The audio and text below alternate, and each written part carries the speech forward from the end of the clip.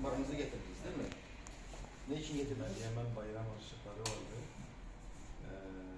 Hem de paten almak için filan para toplamıştı. Gazze'deki kardeşlerine göndermek istedim. Yani kendi işlerini fırgat edip Gazze'deki kardeşlerine ulaştırmak üzere bize getirdiniz değil mi? Allah kabul etsin inşallah. Rabbim sayılarda dinlesin inşallah.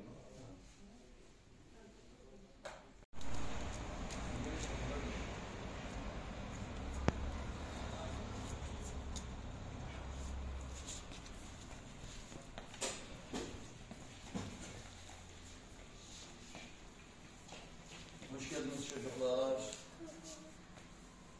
Kumbarınızı mı bize getirdiniz? Evet. Ne için getirdiniz? Gazze'deki kardeşlerimiz için para topladık ve onlara başlamak istedik. Gazze'deki kardeşlerinize harçlarınızı getirdiniz. Peki bizim Gazze'deki kardeşlerinize para gönderdiğimizi nereden duydunuz? Çünkü hep Rehber TV'de izledilmişti. Daha önce çıkmış videoları, haberleri seyrettiniz, siz de kumbaramızı getirebilirsiniz. Evet. İsmin neydi bu arada? Ahmet. Senin?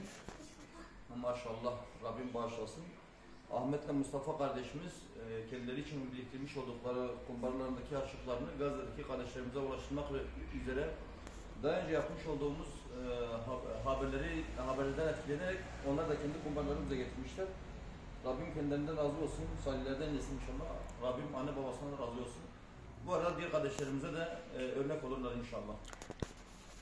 Konuşmak ister misiniz? Evet. Buyur, söyle.